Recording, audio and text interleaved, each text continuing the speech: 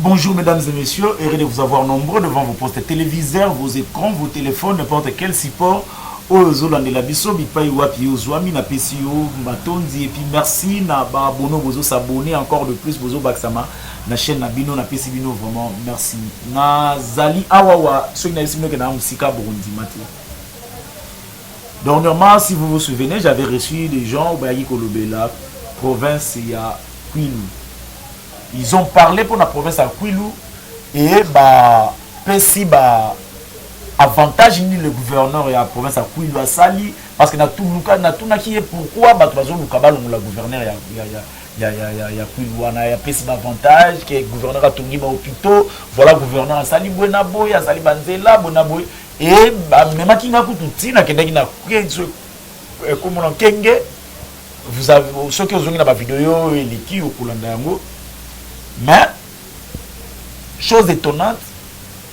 il y a des natifs, il y a Kawana, il y a Kwilu, Baza, mécontents par rapport à la communication dans Gaïwana. Ils ne sont pas d'accord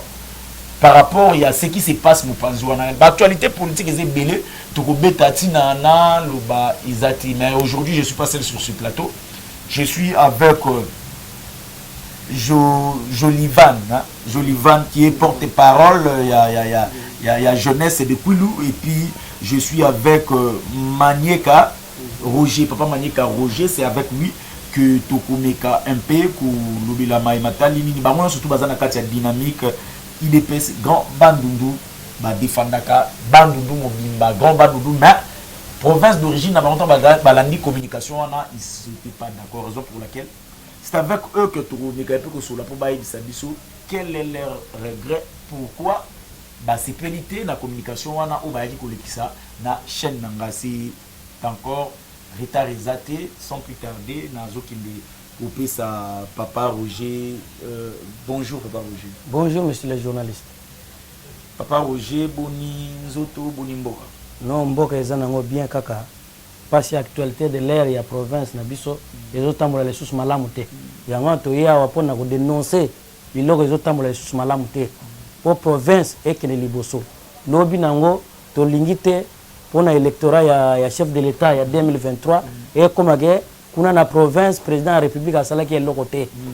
kasi mo lobel o ya tela ki biso na province o aza gouverneur ya Kwilu azo sala ta mo sala moko te et ressonger la population de la province Nabiso. C'est vrai ça? Oui, oui. Nazozongela yo avant de continuer, na yo na pesapi deko Jolivan, bote deko Jolivan. Ah, bote deko nanga journaliste gloire. En tout cas, qu'est-ce qui a fait que non bo sipela na communication balekisa ki na chaîne T et puis bo benga na lombam. Bon, eloko esala que tout c'est la communication o bandi ko baleka ke pa na yo te. Il faudra qu'il ait un micro parce que moni esali pasi vraiment nazali d'origine à Kwilu 100%. Donc pas salinga pasi makasi province de temps malamuté. En tant que tous les jeunesse et à lobby des espoirs de la province. Donc tikate ba o ba combien okende ba tu mobiso province. Donc province biso na problème go c'est na kati province. Province de temps malamuté. Yango te e awa to démentir maloba o bande ko ba ikono ba ana micro na yo awa na itanuli na yo. Ba ki mingi o za ke yo sa makati province te. Yango mo te e awa ba kosaki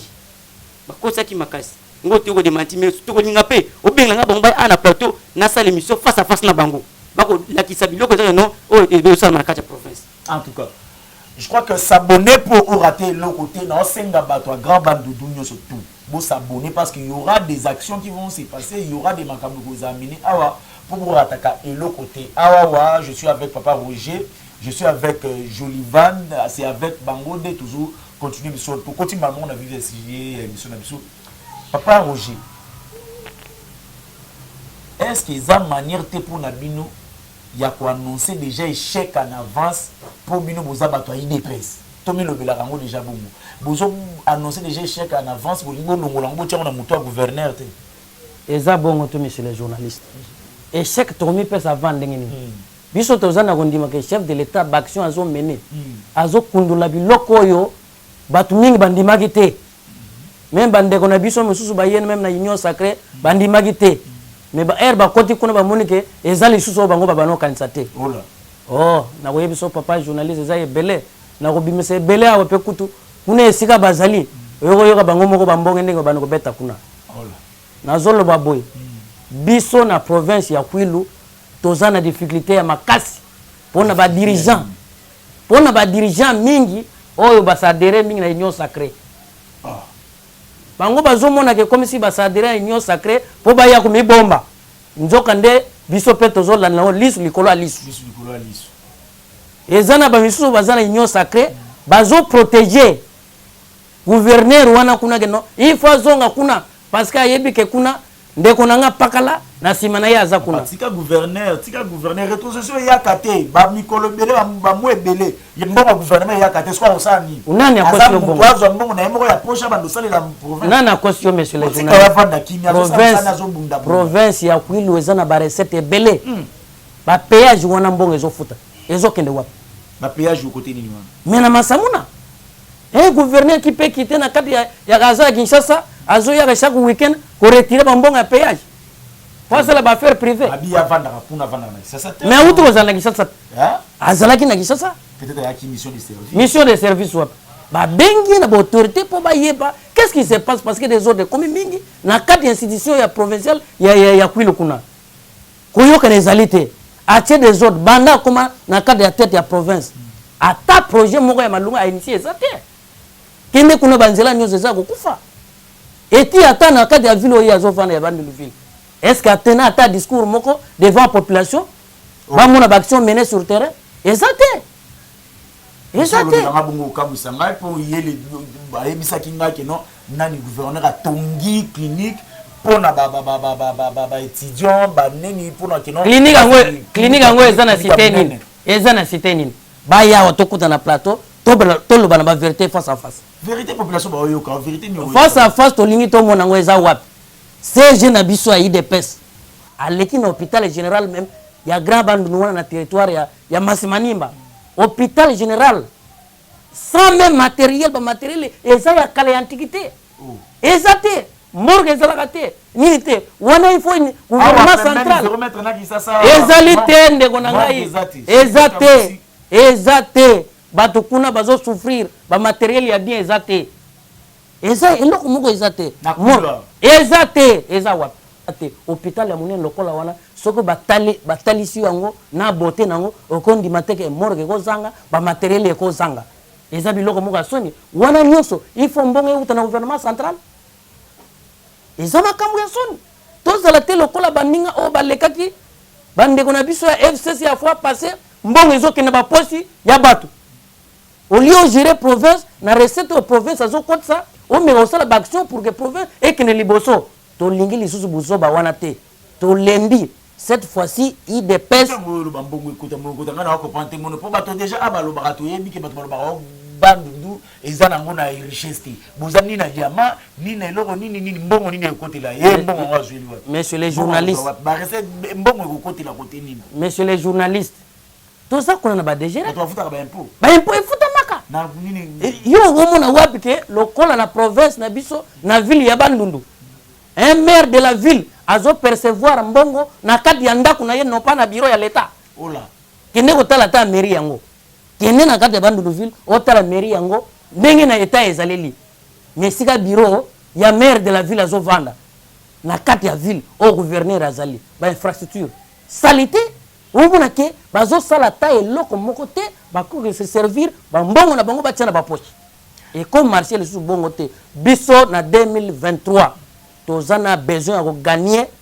ba élection na niveau nyonso IDPS grand Bandundu na 2023 to renflouer ba siège nyonso tozana kondima yonsko bozo échec bo tela moto nazonga nongambo ya ndeko nanga jovial Jolivan ndeko Jolivan bo IDPS babi IDPS bozo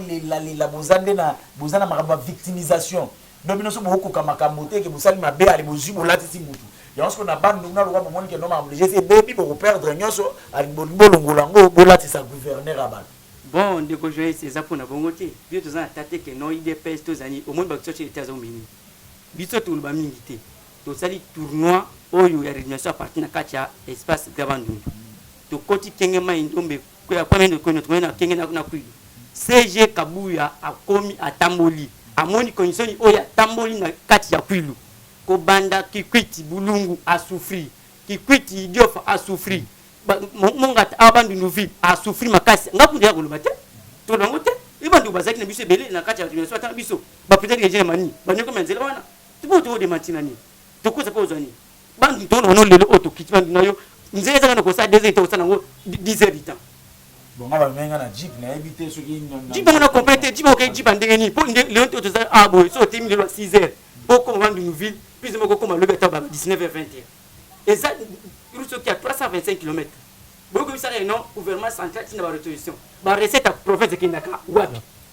recette ni province ça nango ba tanga ba ba recette ko ta ba richesse ba tanga ba province musuba non mais c'est le ba tangela ngano quelques biloko o ko ta mbongo na tozali na péage masamuna bebe masamuna e ko sambongo tozali na pora dima tozali na nini ya pora luange ba recette mbongo ko taka ils ont manque volonté car ba barrière ndozo mona ya ngonde ko ta mbongo ke ba sa nzila ba barrière yo to mona barrière mais c'est pas tu OK wala ke no mutasira ko tu a DJ be sikana o kama pro to na seconde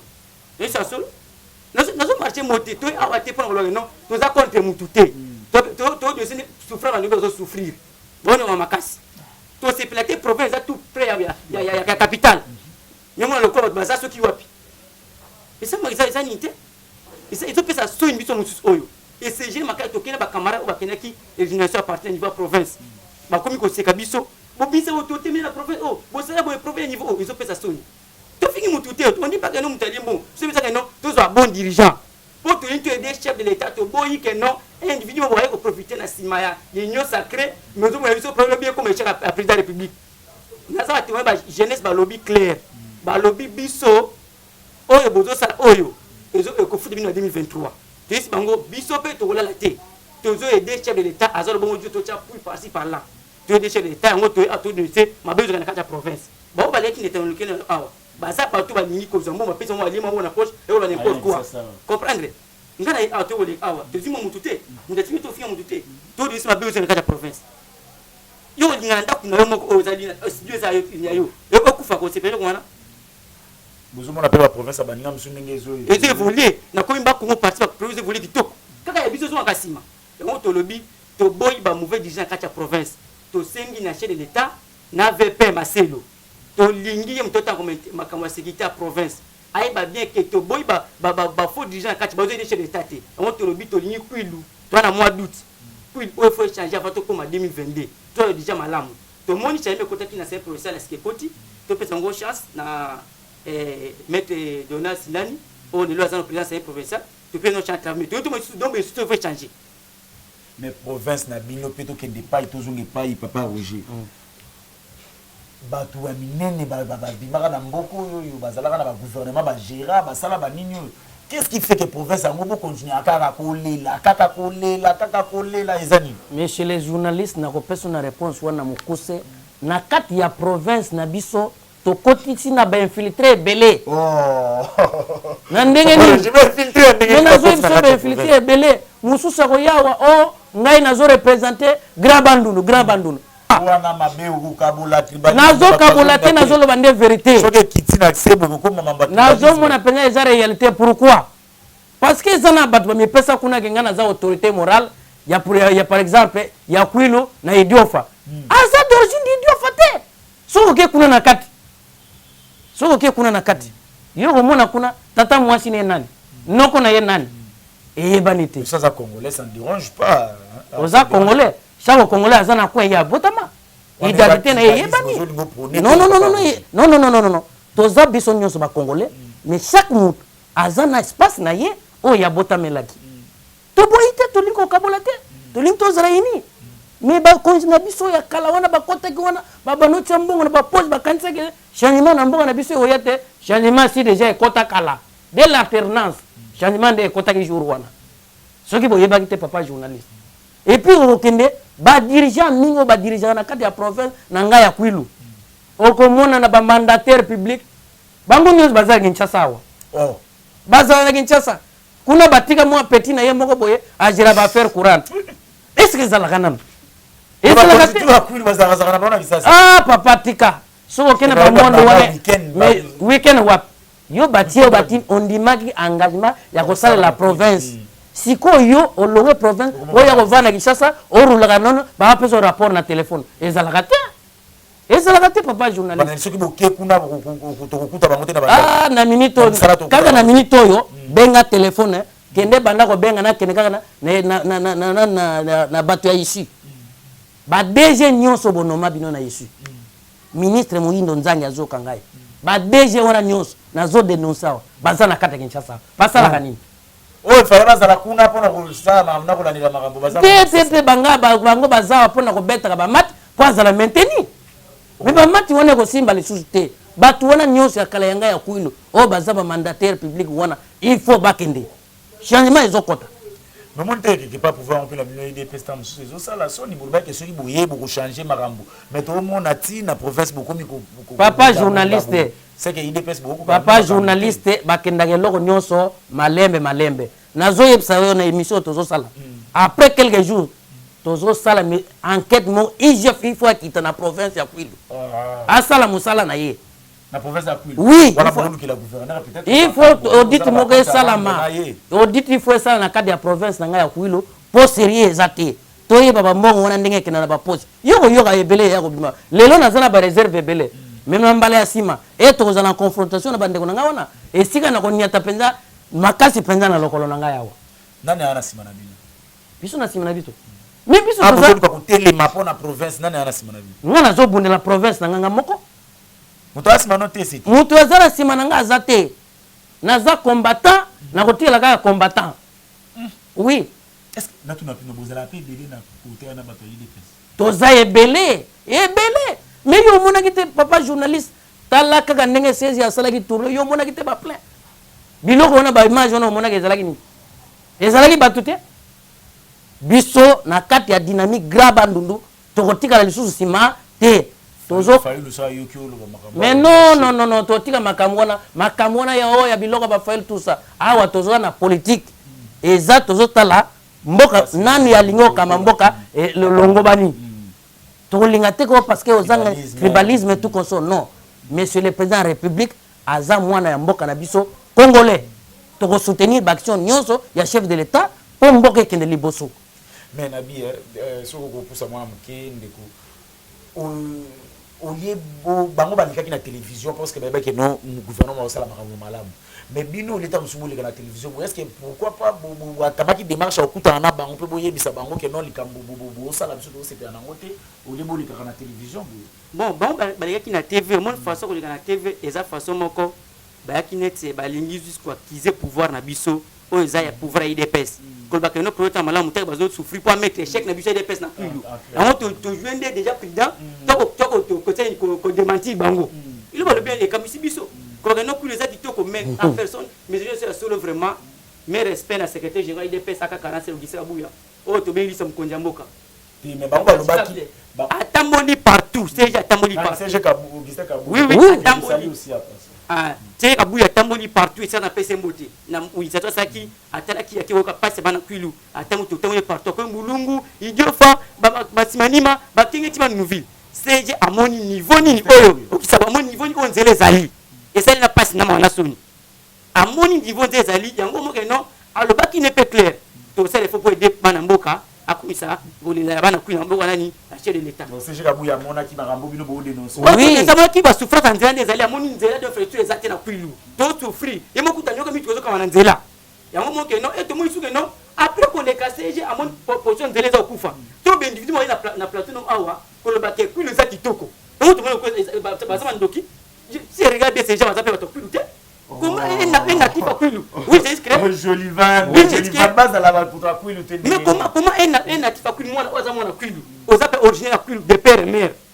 yo oza mona Kwilu pourquoi ko babino que non aleki na plateau là non Kwilu ça kitoko il y a des parce que tout à la bien ndenge alobaki ndenge alobaki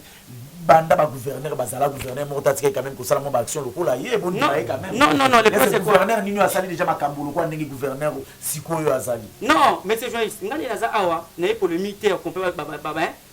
travaux ba jouer ba dikana yo ka c'est le komoko ngani naza awa biso tozo ta makambo to tani tozo dende récite na biso ezala kitoko ya donc IDPS. on a commandé bino ezande oya bino ezande que no pouvoir la bino ya IDPS na province ezala en échec ti. Ezala en échec te yango de que non. Yango na mo que non et le ce besoin de 23 communauté bana plus ba za ça fait non te biso awa to mo ki be président ça na salaki. Pour le temps mo ça mabe kuna ba ma province. Bango ba ndiko biso ko zo mabe ba tozo ba dirigeant te. Bo ka biso gouvernement central. Tozo pe ba mo président de la République. Mais to parce que non biso moko bana kuinde ba imbomi province na biso. Ale bobangi bobite to la biso gouverneur. Te to laisse gouverneur berté. To laisse gouverneur berté. Échec na biso to lati sango yi. Te biso to laisse gouverneur. Gouvernement ti na mbongo te to lati kaka gouvernement. Yo ka selo moko. Le ORR bango ba ko taquer président de la République et non président de la République à ça les chaînes na kuilu. Et ba point ba laisse pas président de la République. Beti non avant makamo pas président, ils ont battu na pour ata makamo. Yango le monde il est oyo. To mona ki to tango na CG. CG ba ki mabeti na kati ndiofa. Abika pona ba batu asemisa mais ba ko te politiser ba no bino journaliste. Il commence à dire n'importe quoi comme CG ko pesa ko finga na des autres. Mais pour mutalo bina la fi binote, abilo mabeti mais lobine vérité pour souffrance de ba lela. Donc vous avez d'accord na makambo CG alo baki. Non, CG oui, vous êtes d'accord c'est avec makambo beti. CG avait dénoncé que non pour na pas bisa qui est à monter à souffrir. Mais c'est OK. Bandu ville coûte ba beta ki nzembo ba FTC kabuya na mise publiquement to ka ndingo journée za tuna bandu ba alanga petit ko ma alanga nzembo ay minza lobby c'est kabuya commissaire iso message pas chez l'état nzela mongata oyo tonyo kama bon nzela mongata ba bi eza la compétence ya province te ba lobby eza la compétence ya gouvernement central eza na ya province mais yo se organise la compétence province te que no province eza déjà province yem to ça rapport oyo ko ma dikolo alors il faut abeta dikolo yo kanisi ba on a des bisibino qui habite arati mais ba c'est mon tête on demandé yo ça je ba aux journalistes gloire journaliste tout le monde a raté mission tout le monde ni faut voir des actions tout le monde oui réellement tout le monde qui abeta qui la média zali et c'est ça mon toi ça mon connaissance à ça média les médias zali où ça que nous les après oui réellement pour notre tamboula ne biso clair biso to za jeunesse to za espoir lobby pour na kuilu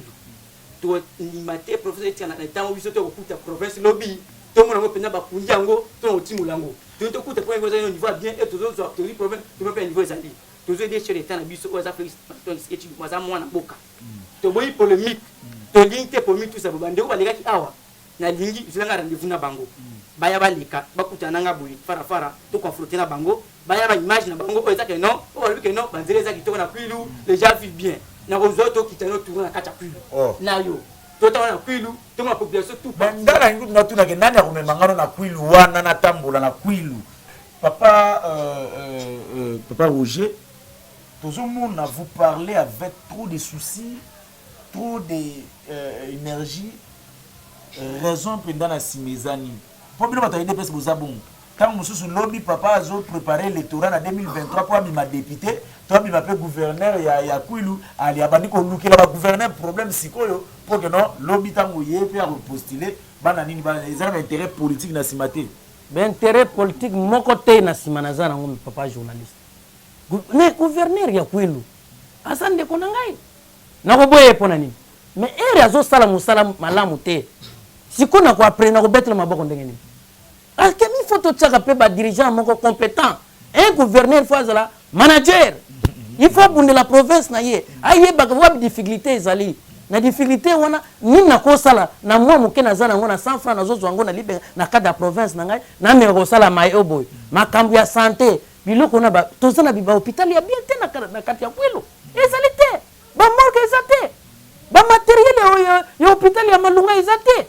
ozomona lelo tozo souffrir bat bazo kufa lokolo banyama na kati ya Kwilu mutu moko te akokosa yo na kati ya Kwilu ezana ba fracture ya malamu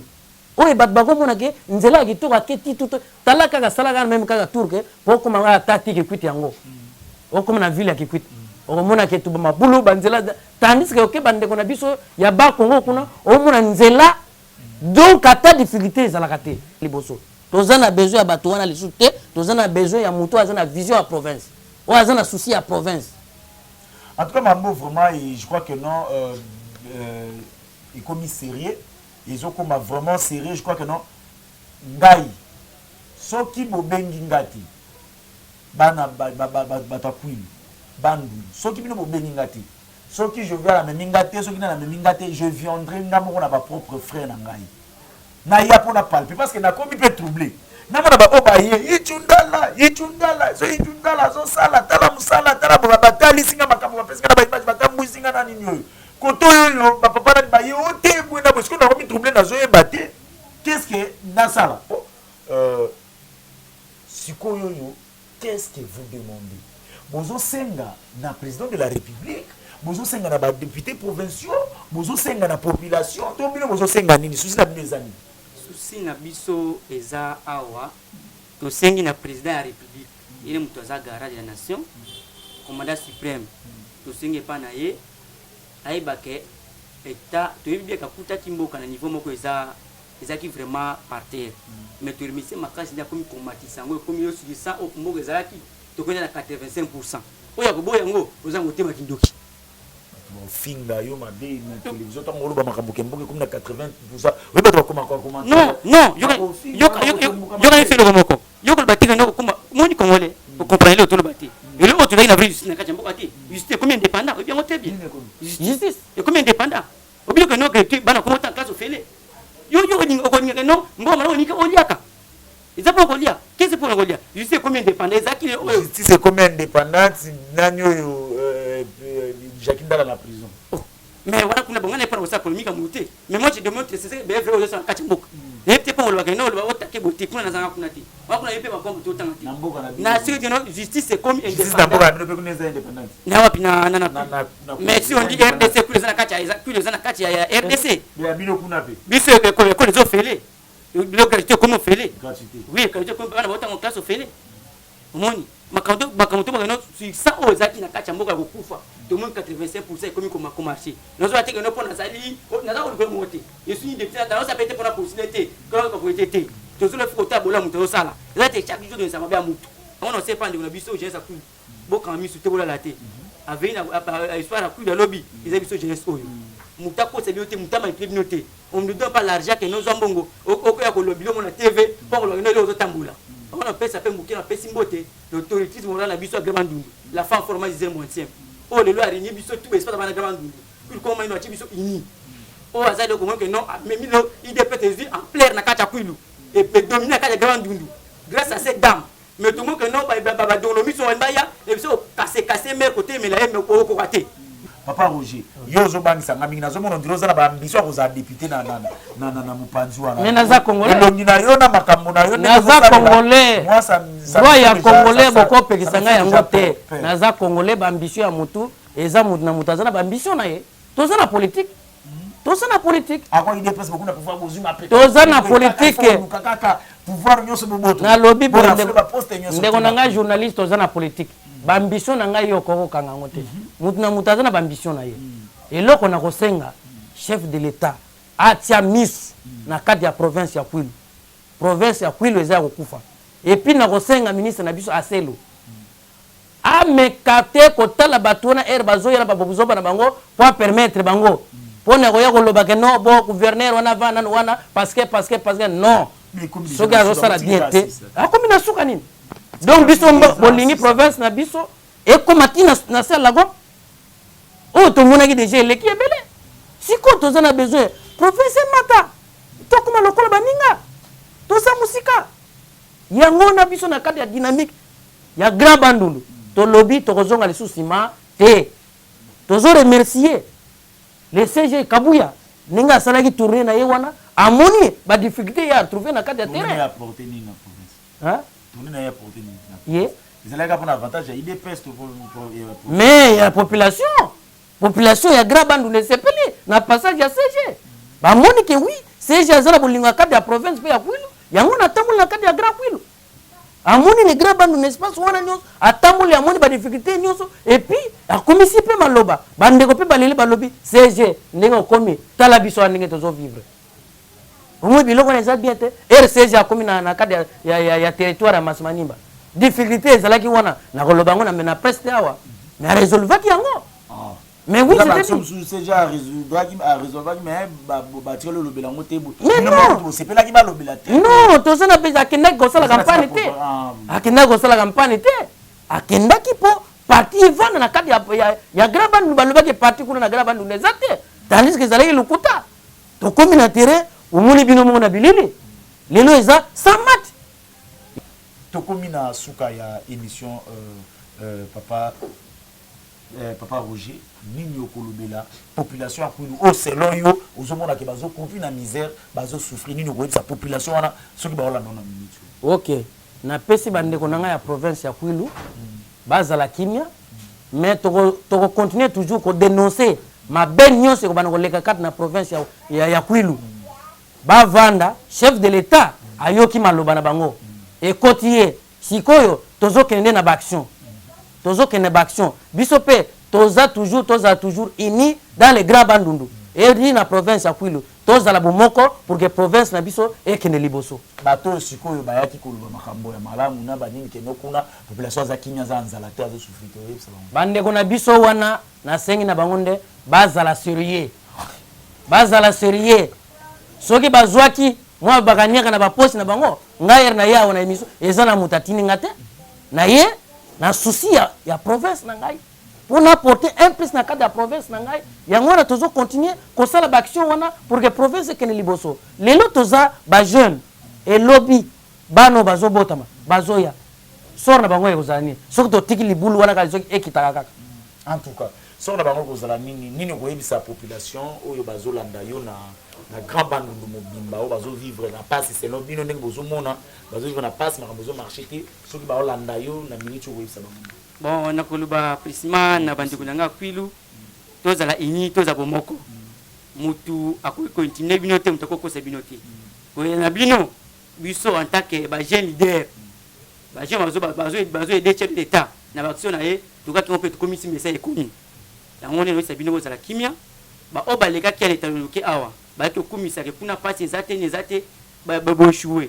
mbongo liaki mbongo mbongo pamba biso tozima muté tozana muté za derrière biso ke no ba ke no Jolivani azana boye azomisa la zama so bino mutu wana te naza combattant il est tout combattant na de sabre dans la province na sema na ministre intérêt VP na mes respect excellence et ba bien que non lelo mutu zo kama sitambo kanyos tala ko ya Kwilu mutu moko apesa rapport mabete kuna yoko ka oya population ko lobo ko ka un individu mota aloba ke no nga muno DJ province za boye pona za ministre boye te yoka biso population pesa onyo kama population Kwilu bazonyo kama etikali muke kutu population ye moko ya Kwilu bazo benga bajomba kita sur terrain to sa émission na bango amona province tende kuna ngai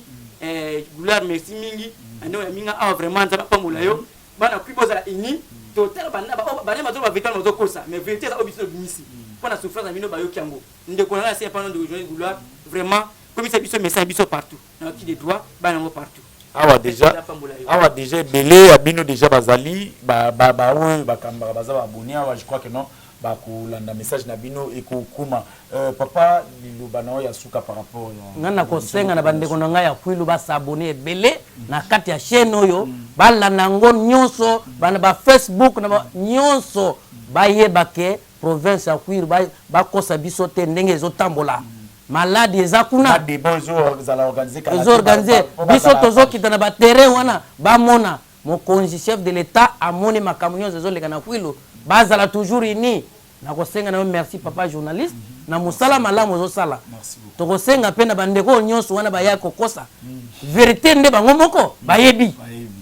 vérité. Merci beaucoup. Tout est bien qui finit bien, s'abonner pour soutenir ton jeune frère na musala tozosala Congo Positif, chaîne Abino Obolinga Kama Makasi, Bananzambe TV, chaîne ya ezo pesa une image ya qualité ya modèle oyoyo. Pourquoi beaucoup s'abonner pour na robakisa biso un plus lelo kaka TV tozana bino awawa s'abonner. Soko moni ke makambo balobeza lokuta soko moni nini comment na sewana